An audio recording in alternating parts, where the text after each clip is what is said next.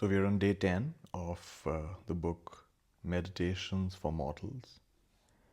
And this one's called Look for the Life Task, on what reality wants.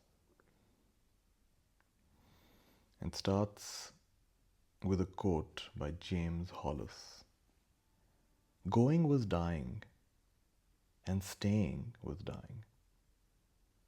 When we get to junctures like that, we had better choose the dying that enlarges rather than the one that keeps us stuck. There's a scene early in Carl Jung's autobiography, Memories, Dreams, Reflections, in which the future pioneer of psychotherapy is crouching behind a bush in the shrubbery of the family home in Switzerland, eavesdropping on his father's conversation with a friend.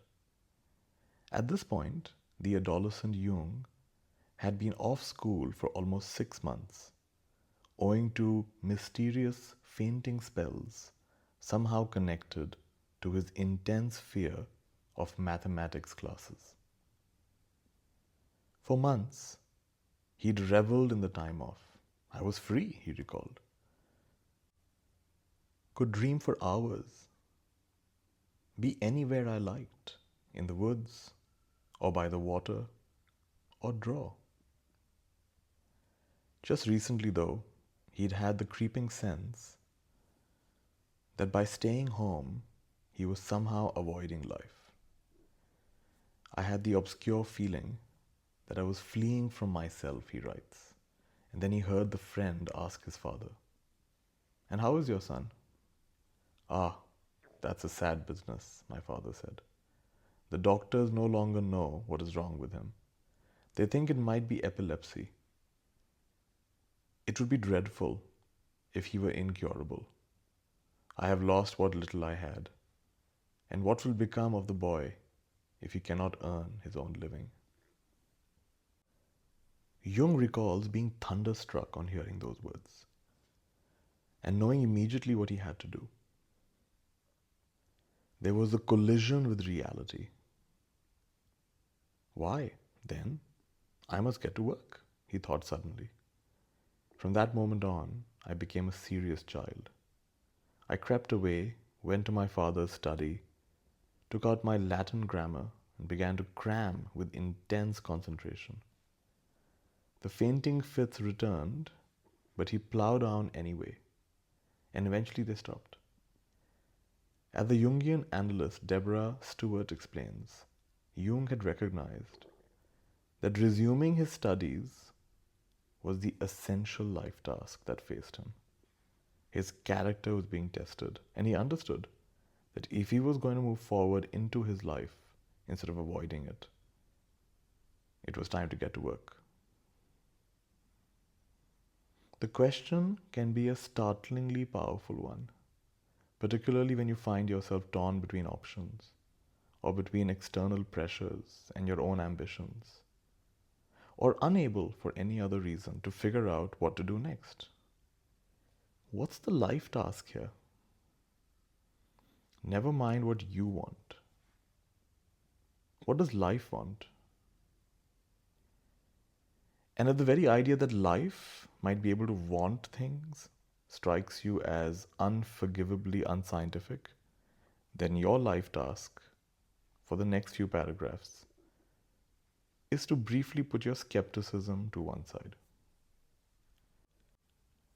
It would be easy to misinterpret the shrubbery tale as Jung succumbing to parental pressure, or finally submitting to societal message that hard work is always a virtue.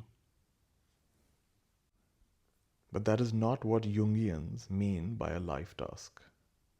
By definition, a life task is something your life is asking of you. So while it might coincide with your parents' expectations or your society's ideals, it also very easily might not. As it happens, Jung's moment of insight propelled him in the direction his father also wished him to go. Yet, stepping up to a life task might just as easily mean resisting expectations instead. Sometimes, what's called for isn't buckling down to your studies, but dropping out of college. How can we identify our current life task? That must always be a matter of intuition. But there are two signposts that might help. The first is that a life task will be something you can do only by effort and with difficulty, as Jung puts it. And specifically with that feeling of good difficulty that comes from pushing back against your long established preference for comfort and security. In the words of another Jungian, James Hollis, it may be the kind of endeavor that enlarges you, rather than making you feel immediately happy. So this is where you'll need to be honest with yourself. For some people, honoring a life task might mean mustering the boldness to leave a relationship or a job. But perhaps you're someone for whom running away from difficult situations is your default behavior. In that case, your task might entail mustering the boldness to stay. Likewise, it might mean walking away from your life to become a humanitarian aid worker. But the equally uncomfortable possibility is that the voice telling you to become an aid worker is the internalized voice of societal morality, the one that thinks it knows better than you the sort of contribution you should make. Because perhaps your real contribution will be designing jewelry or writing songs. The second signpost is that a true life task, though it might be difficult, will be something you can do. If you only have $100 in the bank, your life task won't require the immediate purchase of thousands of dollars worth of movie making equipment. Although it might involve doing something to raise that kind of money. If you're the single parent of 3 small children, it won't involve working 18-hour days for a tech startup. And by the same token, if you're unable to have children, it won't involve becoming a biological parent. This helps distinguish the idea of a life task from certain popular notions of destiny or calling, which can leave people feeling as though there's something they're meant to be doing with their lives, but that their life circumstances make it impossible. That cannot be the case with a life task, which emerges by definition from whatever your life circumstances are. It's what's been asked of you, with your particular skills, resources, and personality traits, in the place where you actually find yourself. As for the question of whether this isn't all just woolly, unscientific therapy talk, the answer is that I don't think it matters. To inquire what your life task might be in any particular instant is to switch your perspective in a manner that makes it possible to think new thoughts. It permits you to dig beneath the crust of assumptions that all too easily end up governing a life. That you have no option but to continue on your current career path, or that you mustn't make choices on which others might frown, or that you're obliged to do something extraordinary with your life. The most remarkable part is that while you might have assumed that complying with a life task would feel oppressive, because after all you're complying with a task, it never does. It gives you the feeling of getting a handle on life, because the life to which you're addressing the question is the one you actually have. It is never the case that there's no next step to take. I'm going to read this again. it is never the case that there's no next step to take. On some level, I think we always already know when we are hiding out in some domain of life, holding back from a challenge that reality has placed before us.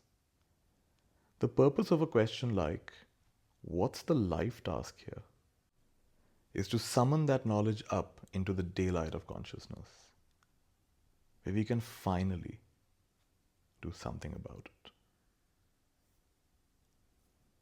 So that's the reading for today. It's about the life task. And I find this uncanny because for a long time I've reflected on intention setting, not just as what do I want, but what does life want? And I actually wasn't aware that the teachings of Carl Jung actually had this in it. So this is quite fascinating for me. And I like the way they've described the two ways to check how do you identify your current life task. So the two signposts, I'm going to repeat that. The first is that a life task will be something you can do only with effort and with difficulty. But it's a kind of good difficulty. A kind of difficulty that means pushing back against your long established preference for comfort and security. So it's a kind of difficulty that enlarges you. And for this we have to be honest with ourselves, right? And there's no one, it's not always about leaving a job. It could be about staying on in the job, right? What enlarges us? That was the first signpost. The second signpost is that if it's a true life task, it might be difficult, but it will be something you can do. It'll be within the realm of possibility. It'll be something that is suited for your particular personality, your particular skills, resources, and you can start from the place you actually find yourself. And of course, it'll emerge from there. So this has been a beautiful reading, and I hope you all reflect on this question, that what is it that life wants from me now, or what's the life task here in this moment? What is it that goes against my tendency towards comfort and security? It might be difficult, but it's within the realm of my capability. And it's inviting me to ask, what's the next step here? What's wanting to emerge here? What's calling me to attend to it here? What am I being called to pay attention to, bring my energy to, bring all of myself to? It's a lovely way of framing what's important apart from the tyranny of a to-do list. All right, that was the reading for today.